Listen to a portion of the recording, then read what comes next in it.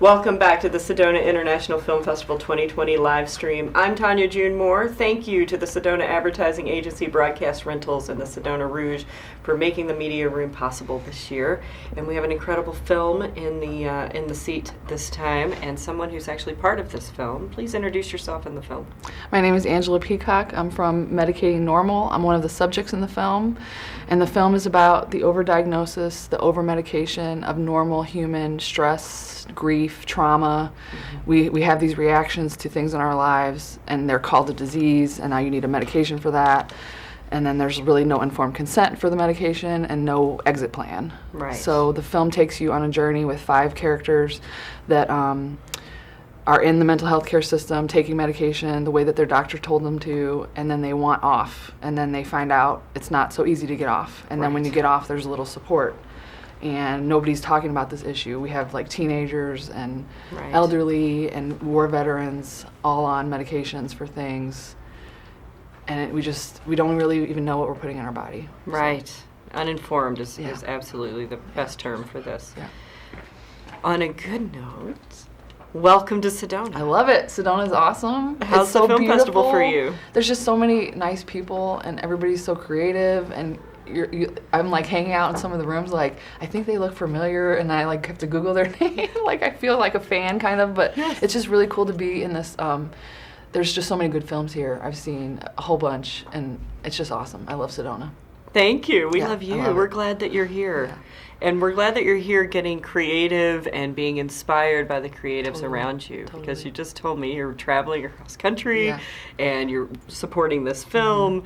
And now you're getting the bug. I'm like, okay, now I need to film some of the stuff that I'm doing with the film. It's really another story. You know? I love it. Cool. I love it. And that creativity will serve you well, I think. Let's watch the trailer so we can get everybody up to date.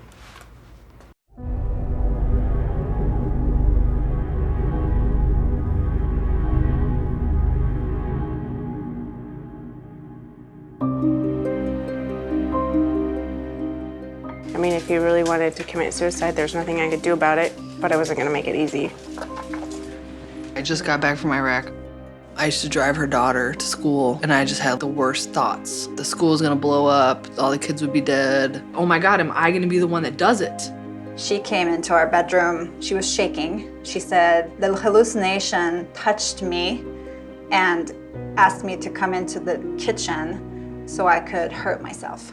I genuinely thought that there were people here in the room. I knew that they weren't there, but they were there, and I couldn't explain that away. And he prescribed me this drug, lorazepam. I took it for 6 years. And You took lorazepam for 6 years? 6.5 years. The package insert from the manufacturer clearly states lorazepam is only for short-term use, maybe 2 to 4 weeks. Dave told me probably on our 3rd or 4th date that he was on medication for depression and ADHD. I went to the psychiatrist and said, this stuff isn't for me. I need to get off it. I think the drug is my problem. That's really when shit hit the fan. There are uppers and downers, and every time they go in, it's their deteriorating mental condition instead of somebody saying, your drug may be your problem. I had brain zap, I had tremors, I had severe night sweats. In 1980, the American Psychiatric Association adopted a disease model and began to tell that story to the American public. You know who was so happy with that story? The pharmaceutical industry. Which now wants to diseasify every single experience because they want to sell their pills to treat it. So now we believe in magic bullets. Pretty soon we're going to be having magic bullets for everything.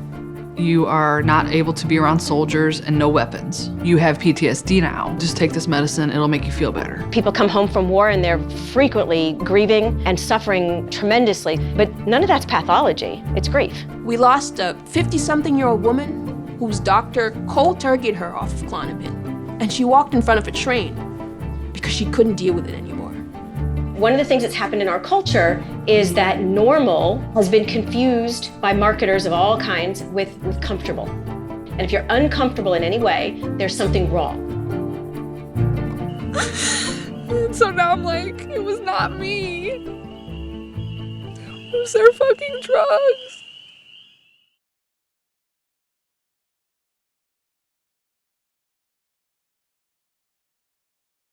Heavy, yeah. Heavy. But we need to know. Yeah. And we need to know what we're putting into our bodies. Mm-hmm. You were telling me that you were on over 40 medications. What was happening? The strange thing is that, like, I started out with a certain set of symptoms. I had just come back from a war zone. I had been scared for my life because I also got really sick in Iraq, so I was scared that I was either going to die from some sickness or die from getting shot or an IED or whatever. And then the day after I got home, our convoy got hit, so then I saw my soldier come back wounded, and then like a month later, our sergeant major died. So it was like all these traumas like in a row. So of course I had a reaction to that, but now I would say that reaction was normal because the war affected you. You have feelings, you're a human being. Of course you're going to have a reaction to that. But that normal reaction was like pathologized, and now here's medication. So then the first medication turns into 2, turns into 4, turns into 16. Now I'm on 18 medications in 2006. And then you're so out of it, you don't even know that there's something wrong with that. So you're like, your ability to think about, what's happening to me, or why don't I feel the same way I felt 2 years ago, like that was taken from me. Are there any advocates in this situation, like somebody who would personally advocate for you or someone else? It's just you on your own? Well, I think what's happening is in the system, and this doesn't just happen to veterans, this is civilian, this is everywhere, but like the medication side effects or adverse reactions are being confused with the original illness. So when I came into the office and I said, I feel really depressed, now I have anxiety and I can't sleep, that was like, okay, now you have generalized anxiety disorder, now you have depression. And they're so not now I'm blaming getting it. more and more medications to treat that we don't even know what is the original symptom. And then I just lived like that for 13 years. And I mean, they considered me seriously mentally ill. Like, I didn't leave my house. I didn't like care about relationships. I lost my 30s, like no, relationships or having babies and all that kind of stuff. And I survived, I went back to college and stuff, but I wasn't living like my full potential. So you're here today. I'm here today. Thank you for being here Thank you. today. Yeah. What got you here? There was just this intuition that something is wrong, that I want to know who I am without medication. I want to at least just take a little less. So I just slowly over the years took less and less. And then I went back to school. I got my degree in social work so that I could kind of like learn the inside of the system and like what are we going wrong and how can I help this? And then I just slowly came off of everything. I mean, I suffered a horrible withdrawal syndrome that's not even being talked about, but it's presented in the film. And now I'm just traveling the country trying to talk about this as much as possible while I'm healing still from the whole situation, And when we were talking, you were talking about how this film and being part of this film really saved your life. It did. How did it do that? When I was coming off the last medication, I had like horrible suicidal thoughts. I mean, like horrific. Like I didn't even know that was like humanly possible, but like I didn't really want to die, so I knew like the medicine is doing this, But they found me in a support group because I was in the support group getting support and helping others, and they said, do you want to be in this film? And I was like, absolutely not. Like, this topic is so stigmatized. Like, you're saying I'm diagnosed with a mental illness and now I'm off on medications. Like, that is, people don't want to hear about that, But then in a crazy kind of way, they kind of wore me down, like, you have to tell this story. And so I said, okay, fine. And then when the producer left the car and closed the door, I said, well, now I really can't kill myself because, like, I can't be in a film and at the end of the film they're going to say Angela was a great person, but she died. So, like, and partly it kept me alive and it keeps me going still, Yeah. Well, I'm glad you're here. I'm glad that you're a hero for this story. And a warrior who has fought through this.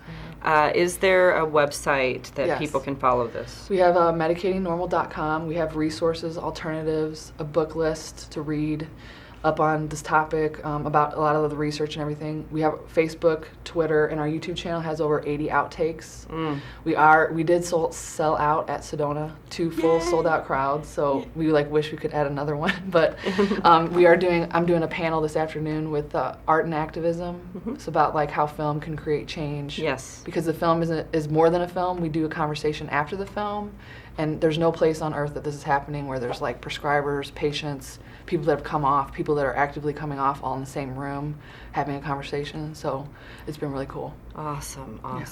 So follow this one. I think that everybody can relate, or at least knows someone who's on a drug that maybe they don't know what really is happening to their system neurologically. And stay tuned because we're going to have another filmmaker in the seat right after this. Our hashtags this year are Sedona Film Fest 2020 and Sedona Film Fest 26.